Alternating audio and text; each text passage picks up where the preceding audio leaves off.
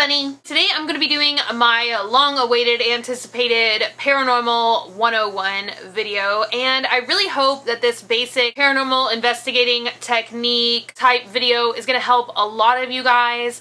First of all, I just want to say my sincerest of apologies if you guys have sent me a PM in the last couple weeks regarding a paranormal situation or something like that. My inbox has gotten basically to a point where I actually cannot keep up with all the messages that I'm getting, especially the stories that I'm getting that are paranormal in nature. It's literally getting to the point where I'm getting 20 and 30 paranormal stories or questions a day, and they're normally really lengthy messages, and I'm really sympathetic and interested in all of y'all's stories and all of y'all's plights and everything that you guys have going on, but I do own my own company and everything else, so a lot of times with the holiday season coming up, like, I've been having to, you know, of course, go to work and stuff. I really care about each and every one of you. I swear that I do. So I've been talking on Facebook the past couple days about like trying to think of some things that might work for me. I'm really looking into getting Dragon Naturally Speaking. I'm really looking into that so that I can actually like speak and type a lot faster to help you guys quicker and get to everybody. So I'm really hoping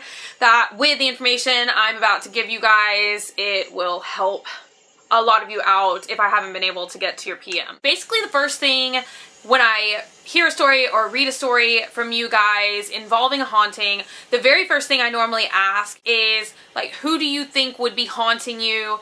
Is there a reason why you think your property or your home or even you yourself may feel like you're being visited by a presence, a spirit, a shadow person, or what have you? Because it's really important to think about and get a grounded explanation of why you may be experiencing the haunting that you're experiencing. Next thing I just want to put out there is I get a lot of messages, and I'm not belittling anyone's experience. I swear that I'm not. I get a lot of messages to the regards of like, hey Bunny, I was watching a lot of your videos and all of a sudden I started having like this experience, or I started seeing this, or like I even get messages of like, hey, I watched this really scary show and now I'm starting to get experiences. Or even if you watched a movie about ghosts and then you were even like making fun of ghosts or making fun of paranormal situations, like that's just a normal human reaction. If something frightens you, you're most likely going to try and make fun of it, belittle it, because, you know, that's just like our basic psychology of how we overcome things.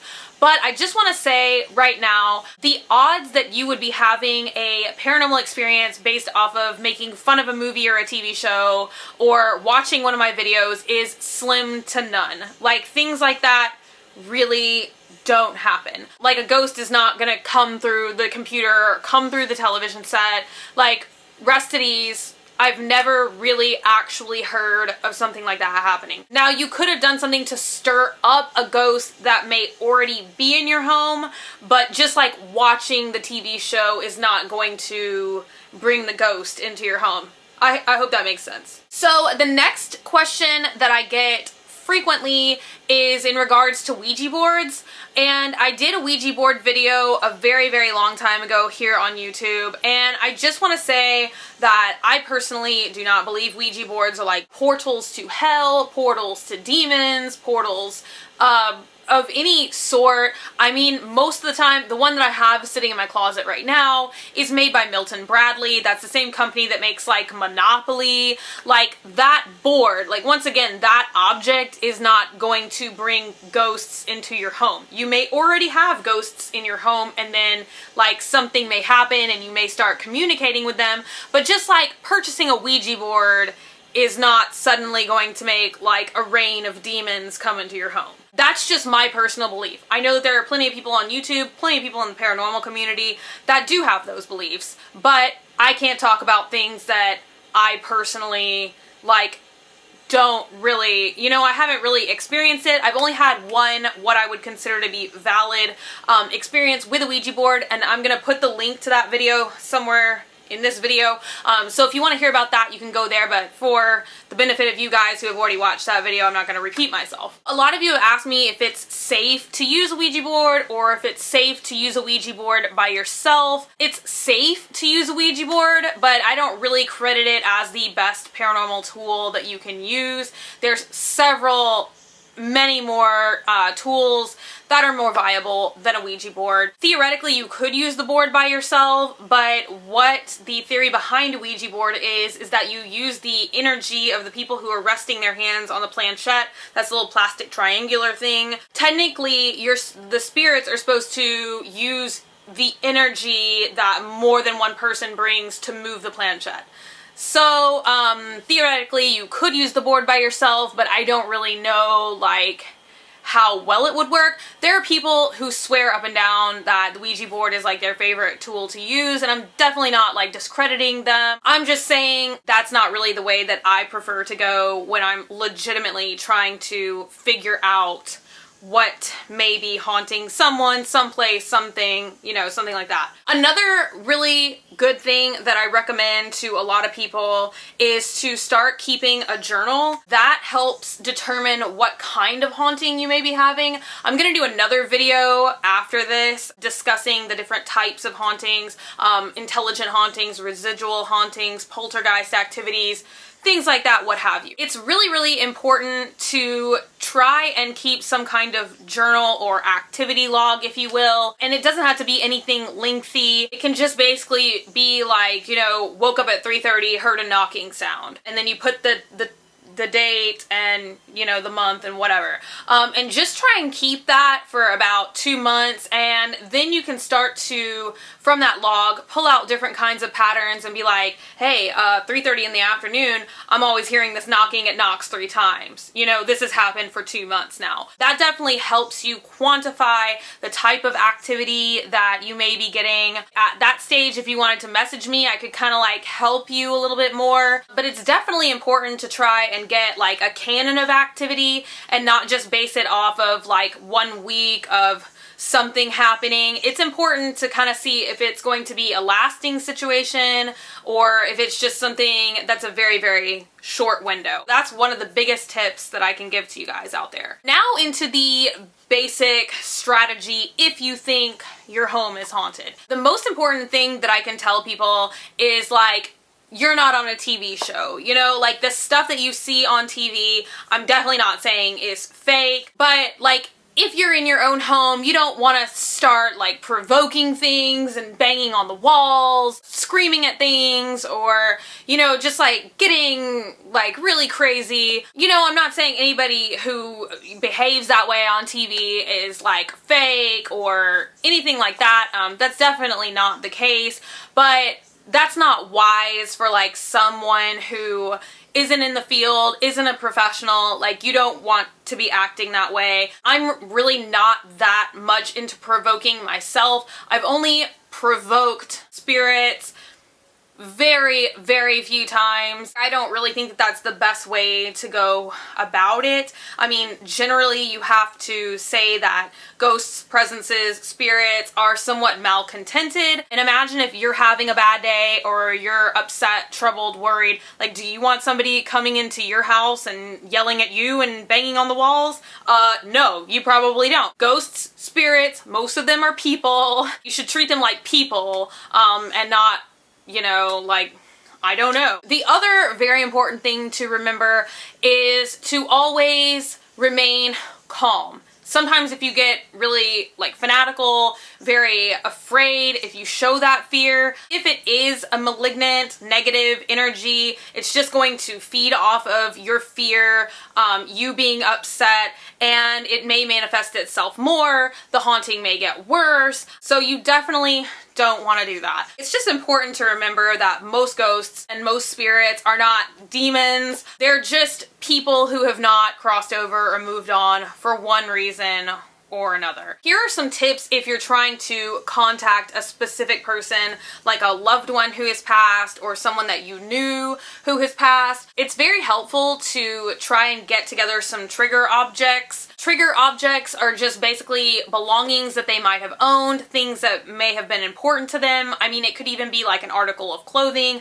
or something that person gave to you, something you gave to them. And sometimes having those trigger objects around, now I'm not saying to like make a shrine or something, but sometimes having those trigger objects around will invite that particular spirit into your home. This is the biggest thing that I recommend to 99% of all the messages that I get. Whether you're trying to contact a particular spirit that you want to talk to, you know, with trigger objects, or if you're just having some kind of generalized activity in your home, but you're not 100% sure who this person may be, the best thing that I can tell you guys to do, hands down, is to do an EVP session. What you're going to need to conduct that is a digital voice recorder. They roughly look like this.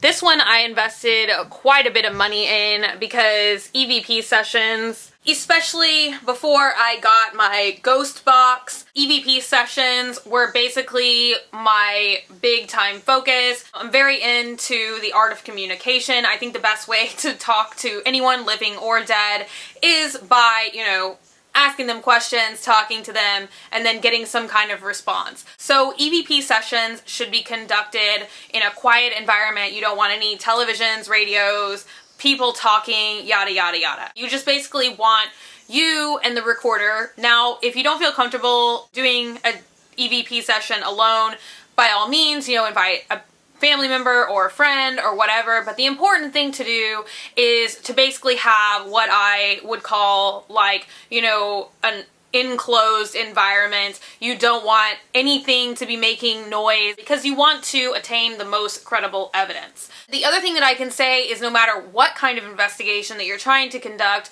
you don't want to be joking, laughing, having your friends making jokes, like, once again, a spirit trapped in your house, somebody having a hard time, like, does not want somebody laughing and joking about their situation, or taunting or teasing or provoking and be like, ho ho ho, ghost, come do something. Like, that's just totally irresponsible, really can only make the matter worse, or it's not going to give you any kind of credible evidence that you can present to anybody with somebody just making a bunch of laughing noises or joking around. You know, just not cool. So if your friends or whoever don't believe you or they're going to be mocking about it, it's just better to not invite them. When conducting an EVP session, I always recommend that you write down some questions that you want to ask or you want to get the answers to. That way you kind of already go in mind with what you want to say and you're not having to like make things up on the fly. In any kind of investigation type setting, preparedness is always better than non-preparedness. So do your research before you deal with any kind of haunting, whether you're in your own home or traveling to another location.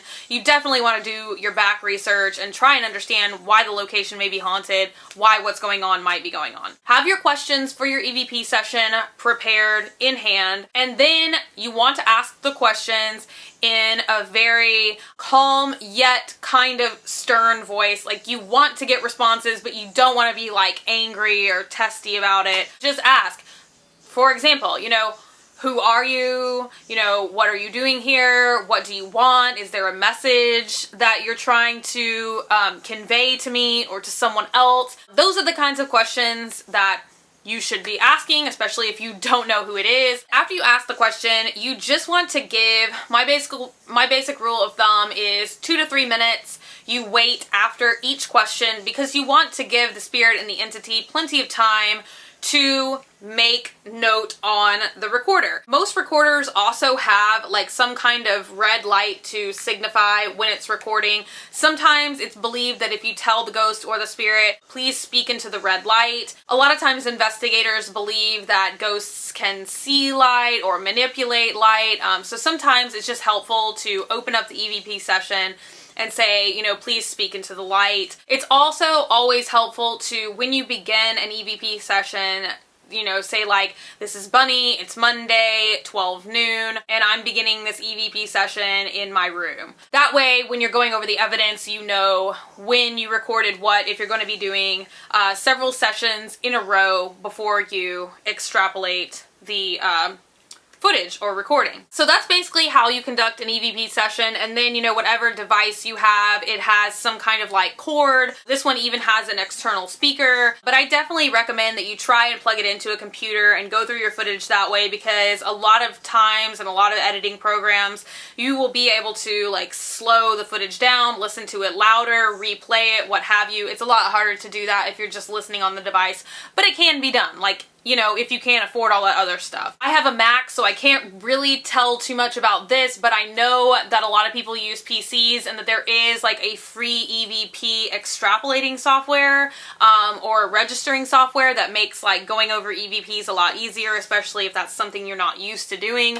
But that would definitely be something you'd have to ask Google, because once again, like, I know I haven't seen anything like that for a Mac, and I don't know even how to turn a PC on. Another thing that I get a lot of questions is about paranormal dreams, or like being visited in dreams by someone who has died. I have personally had a paranormal type dream earlier in the year, but the thing is I can't really be of much help, I feel, to you guys in those regards. Even in my situation, you know, you can't 100% point down, you know, yes, a dream is paranormal, or no, it's just your subconscious. So basically, I just have to leave that as kind of like an open subject matter for you guys to kind of like maybe think through yourself.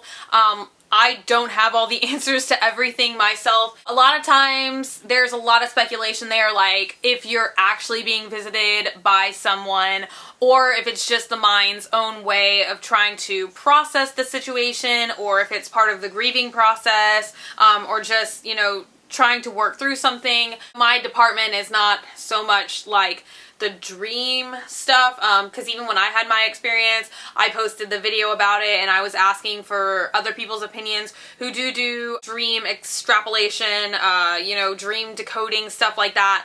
That's definitely not my department, so I'm sorry I'm not so much help with that, but I do want to be honest with you guys and tell you guys like what my strengths and what my weaknesses are, because I 100% do not have all the answers to everything, and I'm not always right. So a little bit about like photography, ghost photography, orbs, ectoplasm, stuff like that. The best way to see if you truly are getting like some kind of orb or ghostly anomaly in a photo, I believe I've only personally caught one orb photograph ever that I can 100% say that I know is an orb. I was out investigating with my friend. We were sitting in a graveyard, and I set my camera to take 20 still photos in a row, to where it's just literally like snap, snap, snap, snap, snap, snap, snap. 1 out of 20 photos had a little orb like over a black scarf that I was wearing, but you could definitely tell that obviously, you know, it wasn't condensation, it wasn't anything on the lens, because that would have showed up in all 20 photographs. And this was literally like right in the middle of the 20 photographs, so it was like, you know, some came out clean, oh, there's the one with the orb, and then these, you know, 7 pictures that it took left didn't have anything in it. Be cautious before you get too freaked out of a photograph that you may have, especially if you're not shooting with like a professional grade camera or something like that. iPhones and stuff, like if I ever took a photo with this, I would probably like 100% rule it out to just be something, you know, with the iPhone, you know, it's catching a glare, or if you have a case on your phone or something, like a tiny particle of dust or something from the phone being in your pocket or carried around, can totally cause an anomaly on this. If you have a photograph that you'd like me to look at, I'm totally up for that. There is someone out there, forgive me, I do not remember your screen name, but you did post a ghost photograph, I think from the Winchester Mystery House, not to call you out or anything, but I am gonna go look at that. I'm trying to find it somewhere in my Facebook feed. But if you do want me to look at a photograph, I'm usually on my Facebook page all the time, and I usually like get responses back real quick to you guys. So if you do have an orb photograph or a ghostly anomaly, ectoplasm, some strange fog on a photograph, and you'd like me to check it out, I'm totally open to that. I can usually get to that a little bit quicker these days than a PM. So please feel free to post that photograph to my Facebook page, and that is facebook.com/graveyardgirl, same way that it's spelled here. So I'm really kind of feeling like I've been talking forever. The last thing that I want to say is when stuff is seeming like it's out of control. Sometimes, even if the spirit is not demonic, it's still something that you really don't want to have in your house. I think that a lot of times, like, a spirit and a human being can cohabitate, and it's kind of like not really gonna interfere. Like, at first you might be a little creeped out or something, you know, if like drawers are opening or closing, or you just kind of see a shadow person, or you feel like a presence, or like somebody is watching you. You might hear a little bit of noises sometimes, you know, like all that may be a little bit frightening, frightening, but it's definitely not what I at least would consider harmful. I mean, unless it's like freaking you out so bad that you're having like horrible panic attacks, and then obviously that's bad. If something is scratching you, bruising you, like causing you severe like mental trauma or anxiety, like that is something that you have to immediately deal with. I don't even recommend that you try and investigate or try and do an EVP session alone.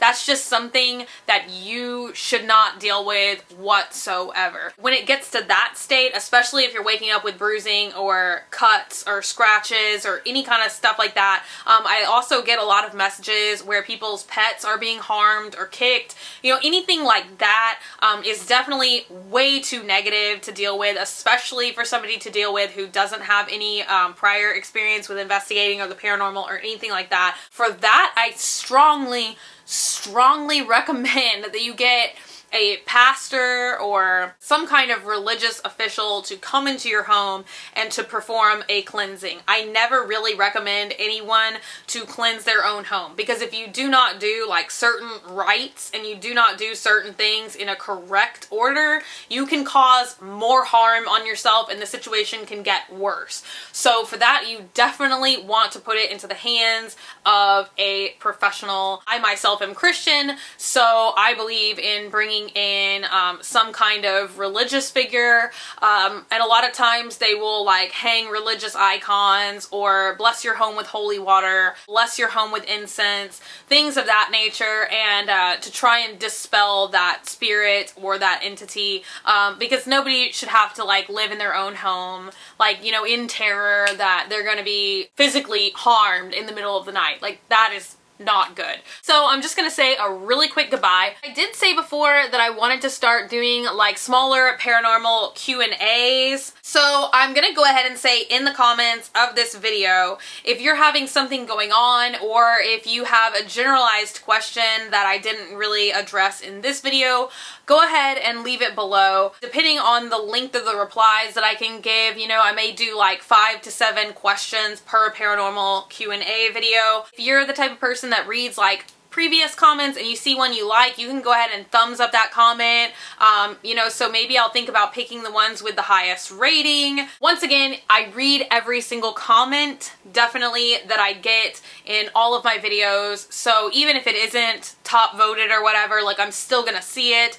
Just because I don't reply to everything doesn't mean I'm not reading it. So that being said, all comments will have like equal chance of being answered or read or whatever. Sometimes I see messages in my inbox that I deem to be urgent, or I can really tell it's stressing the person out. So if you feel like you're having an urgent paranormal problem, like something's really freaking you out, or you really need my attention like ASAP, please put like urgent in the message title. That way I know, like, you know, this isn't just like a generalized curiosity or something like that. Like, please let me know that you're having like a really like horrible type of problem, and I will try and address those messages like pronto. I promise. But if you're not having an urgent situation, like, please don't put urgent in the title, like, just to screw with me, because I'm really like trying to honestly help everyone to the best of like the ability that my time can allow. I feel so bad because I said I'd never not answer a message, and now it's just like gotten to the point where I absolutely cannot sit down and answer every message, just because like I would have to do that literally from the moment I wake up to the moment I go to sleep. Such a high volume of comments and messages, and I totally appreciate every single one of them, and I wish I could respond to every single one of them, but I just like, I can't, you guys, I'm sorry. So as usual, please take a moment to subscribe, comment down below, let me know if you have any kinds of questions, or you can let me know if this video was helpful or not. I hope it was. If you have any photos or anything like that, or if you want to, you can like my Facebook page. You can like my Facebook page, facebook.com/graveyardgirl, or you can follow me on Twitter. Type me something there. There I am at Pretty Vacant. All this info will be in the info box, and I will see you guys later. Bye.